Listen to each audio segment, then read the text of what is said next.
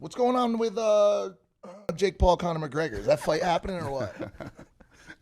Probably not. Dana White has officially had enough of celebrity boxing. There's a market for these kind of fights. Dana White can't stand celebrity boxing. He won't entertain it, and it's probably keeping him up at night. The idea of Jake Paul stepping into the ring with Conor McGregor? That's a level of absurdity he refuses to let slide. He came out yesterday and said, well, now that you love me. Well, I never said I love you. But... Let's be real. Jake Paul, the self-proclaimed YouTuber turned fighter, isn't even in the same universe as Conor McGregor.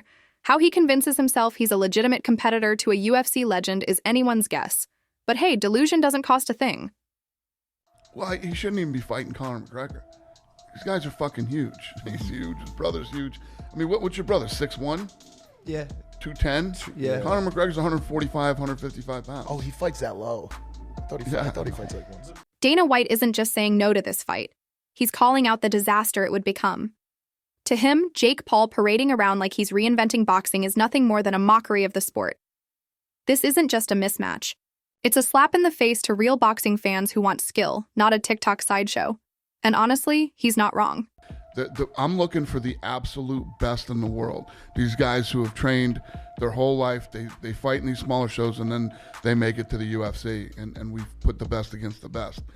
It's just not what we do. There's a market for what these guys do, and there's money to be made in it. You know? Conor McGregor just got the pink slip. Looks like Dana White has finally had enough of everyone's favorite Irish loudmouth dodging Jake Paul. Yeah, you heard that right. Dana freaking White apparently drew the line at Jake Paul. Why?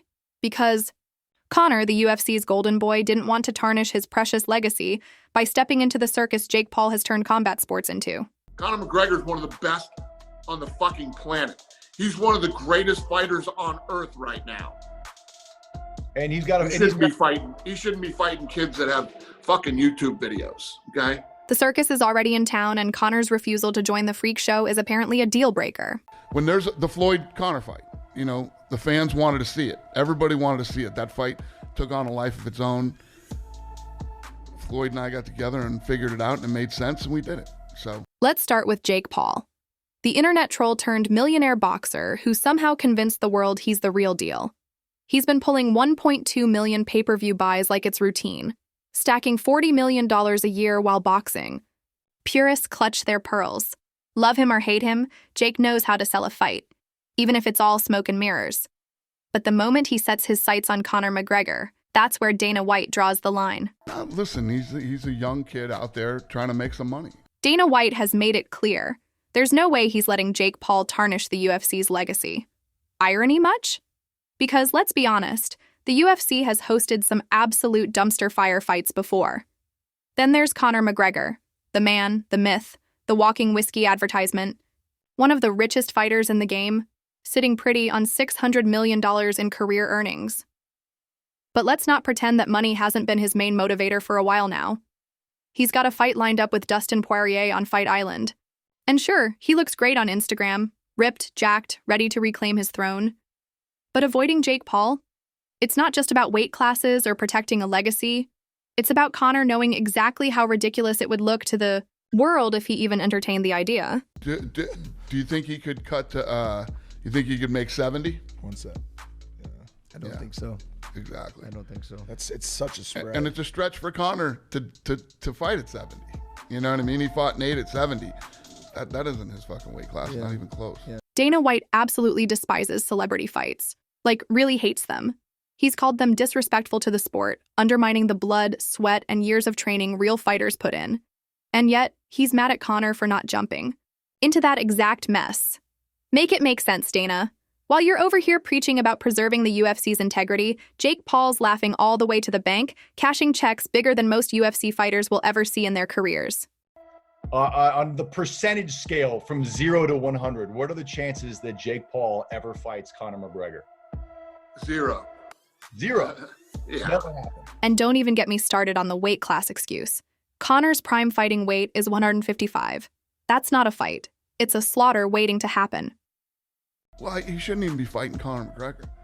These guys are fucking huge. He's huge. His brother's huge. I mean, what's your brother, 6'1"? Yeah. 210? Yeah. Conor McGregor's 145, 155 pounds. Oh, he fights that low.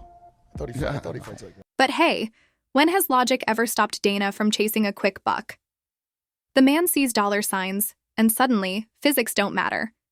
If he could, he'd probably have Francis Ngannou fighting a kangaroo just to break a pay-per-view record. What this really comes down to is Dana's frustration with the whole celebrity boxing trend. There's a market for these kind of fights. It's not just Jake Paul, though. He's definitely the poster child for everything Dana despises. It's the fact that these celebrity fights are pulling attention and money away from the UFC. While Dana's busy shouting about preserving the sport, Jake and his brother Logan are turning combat sports into a WWE storyline, and people are eating it up. It's just, there's weight classes for a reason. Yeah. And What if Jake can cut to 145? He just cuts half of his body off. Like, how do you do that? Jake brought the type of guy to cut off a limb to make a weight class. The UFC isn't just another fight promotion. It's a dynasty. Dana's kingdom is built on grit, dedication, and the blood of fighters who've earned their way to the top. Viral TikToks and YouTube stunts don't cut it here. That's why he's dead set on preserving the UFC's reputation, far from the neon glow of Jake Paul's Instagram antics. Let's break it down. Celebrity fights aren't new, but recently they've gone into full-throttle absurdity. Look at Floyd Mayweather versus Logan Paul. Logan lost to KSI for crying out loud, but somehow waltzed into a fight with Floyd, one of the greatest boxers of all time. Sure, it raked in millions of views, but to Dana, it was the combat sports version of fast food, flashy, unhealthy, and leaving you questioning your life choices. Then there's CM Punk, the WWE star who thought he could moonwalk into the UFC octagon. He got wrecked, and his humiliating stint highlighted exactly why Dana draws the line at celebrity fights. Compare that disaster to Brock Lesnar, who didn't just join the UFC, but became a heavyweight champ. Why? Years of real training, not clout chasing. Floyd fought everybody that he was supposed to. Floyd's in this position right now where he can do things like this because he fought everybody. You know, this kid came up through the Olympics, went pro, fought everybody that he was supposed to fight, fought everybody, you know, that he needed to fight to get to where he is now. So when I see these guys, you know. Here's the thing. Dana's frustration isn't just personal. It's business. The UFC pulls in $1 billion a year, and that's no small change. Dana knows what keeps those numbers climbing. Credibility. If he lets the octagon turn into a playground for influencers, the UFC risks losing its soul. And let's not forget the fans. They're not here for YouTuber slapfests. They're here to watch elite athletes go to war. But Dana's disdain for celebrity fights doesn't mean he doesn't admire legends like Mike Tyson or Floyd Mayweather. Tyson, even in his 50s, remains a god in combat sports. Mike goes out and wants to fight in his 50s. Everybody, I bought it. Everybody's going to buy it. Everybody wants to see Tyson do well. Everybody loves and wants to support Tyson. His exhibition fight with Jake Paul reportedly pulled in $20 million in pay-per-view revenue. That's no small change. Dana respects Tyson for being a living legend who's earned the right to cash in without tarnishing his legacy. Floyd's the same. The man fought everyone who mattered during his career, cementing his place. But that's not what Dana does. But I get it. There's a lot of money in it. There's a market for those kind of fights. It's not what I do. What Dana does is stick to the UFC's core values, even as the sports world grows more chaotic. Take the upcoming Fight Island series, for example.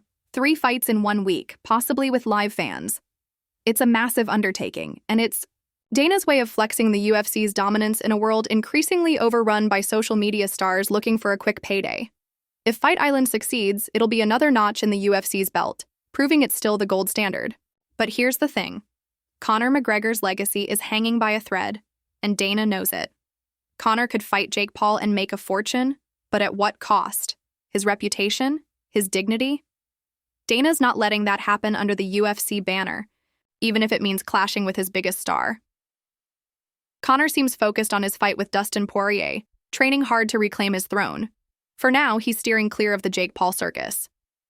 But let's not pretend the possibility is off the table. Money talks, and a fight like that would scream dollar signs. Ultimately, Dana's so-called firing of Conor McGregor is just another chapter in his crusade against celebrity boxing. It's his way of drawing a line in the sand, saying the UFC won't stoop to gimmicks. Sure, the fight world is evolving, blurring the lines between sport and entertainment, but Dana's standing his ground. To him, the UFC is where real fighters come to prove their worth, not where influencers come to pad their wallets. There's a market for these kind of fights. While Jake Paul keeps turning boxing into a reality show, Dana White is busy ensuring the UFC remains the last bastion of integrity in combat sports. Whether it means clashing with Conor, roasting Jake, or building a fight series in the middle of nowhere, Dana's message is clear. Keep your circus out of my octagon. Dana White firing Conor McGregor might sound shocking, but let's be real. It's just another chapter in the drama that combat sports has become. Stay tuned for the next episode, because at this point it's less about the fights and more about who can scream the loudest. Don't forget to like the channel, subscribe, and press the bell icon to stay updated with all the latest content.